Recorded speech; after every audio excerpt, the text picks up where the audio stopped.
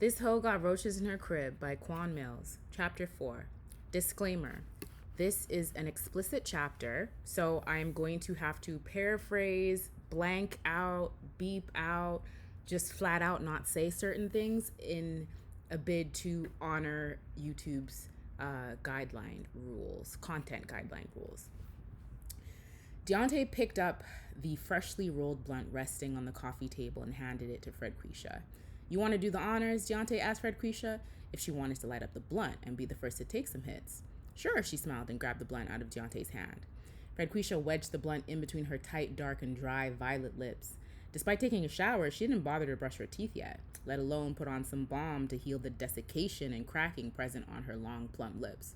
Only God knows what this bitch's breath smelled like. Then again, Deontay, maybe even Marvin, was about to find out in a few minutes. Ew. Deontay handed her his black Bic lighter, and then she proceeded to light up the blunt. 3 hard pulls she took, then blew 2 streams of dank smoke from her nostrils.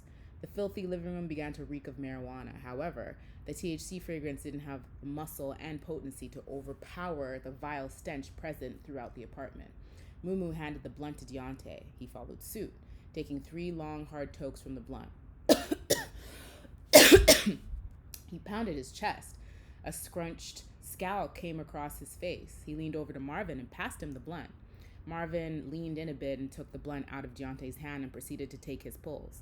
Once he blew smoke from his mouth, he passed the blunt back to Deontay, who then passed the blunt to Fredquisha. This was a ritual for habitual weed smokers. 3 tokes, pass, 3 tokes, pass, 3 tokes, pass. The circle of blunt life.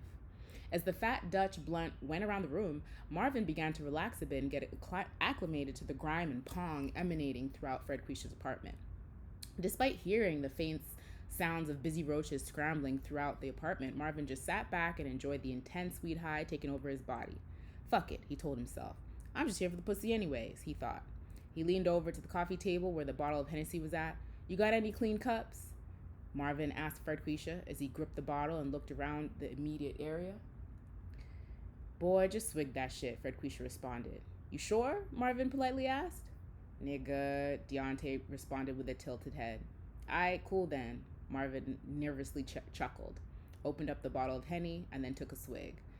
Ah, he groaned and slapped his chest. The biting dark liquor swam down his esophagus and then down into the pits of his hungry, growling, and empty stomach. A nigga was fucking hungry. Deontay and Marvin should have stopped at Mickey D's and gotten some sausage biscuits along with some hash browns, maybe even pancakes. But sliding in some pussy this morning was first on the agenda. The grub could wait, especially now that McDonald's was serving breakfast all day long. The one thing Marvin wanted to eat now was that nasty bitch's coochie. Marvin watched idly to see what the next move was going to be. At any minute, he expected Deontay to commence the servicing of Fredquisha. With the TV lowly blaring in the background, playing a rerun of Paternity Court, Marvin observed Deontay coolly slide his hand down Fredquisha's stomach and then down into her shorts. Fredquisha felt Deontay make his move. He slowly slipped his hand down into her shorts and then gently serviced her hot pocket. The smell was not necessarily bad, it was just heavy. A sign to Deontay that Fredquisha's hot pocket was ready to go. Fredquisha lightly moaned with her eyes closed. She then opened them and gawked at Marvin, who already looked like he was ready to get serviced by Fredquisha.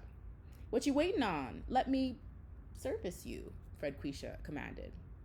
Marvin got up from his seat and made his way over to the couch. He quickly unrobed, and then he took his apparatus and then gave it to Fredquisha, and she did the needful with it. Now, any person might think some potentially bisexual shit was about to go down, but this was a common thing for a lot of homeboys to do. Finding some hood rat thought bitch who was willing to do multiple dinos at one time. Dinos was Chicago's slang way of saying, sausage. With his right hand still on Fredquisha's hot pocket, his boxers were ready to. His version of a hot pocket was ready to get serviced. he was debating on the logistics of how he was going to do it with Marvin. And he was really trying to decide how he wanted all of this to go down. He also was thinking about how he had another date lined up with his baby mama later on. And then he had another date with another girl that he met at Pep Boys out in Dolton. Without hesitation, Marvin sprung into action with Fred Quisha, did what he needed to do. They handled some other logistic concerns.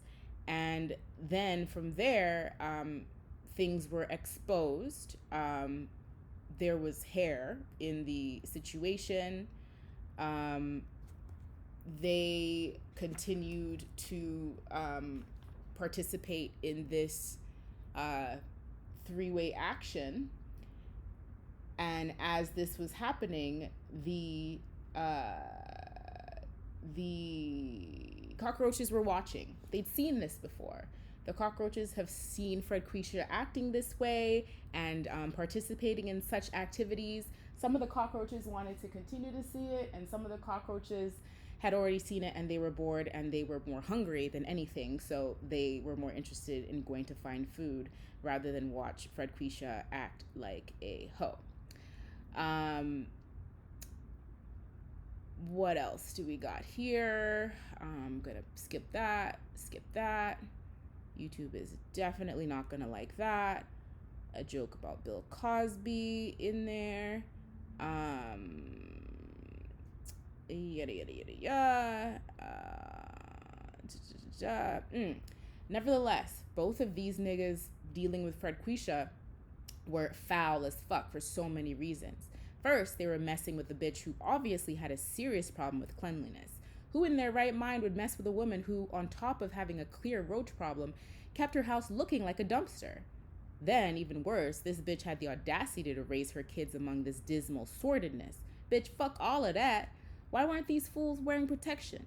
Did they just assume Fred Quisha was on the pill? Had her tubes tied? Had her uterus scraped 1,000,000 times from abortion after abortion, rendering her incapable from having future children? Obviously, none of these issues mattered to both Marvin or Deontay. Although Marvin was initially disgusted with Fred Quisha's living conditions, at the end of the day, that still didn't demotivate him and stop him from tagging some random thought he didn't know. Pussy is pussy, regardless of its station in life. This was the way some of these Chicago hood niggas carried themselves, recklessly dealing with these no good, disgusting hoes, giving them the gas and ammunition they very much desire to keep their ratchetry alive and burgeoning.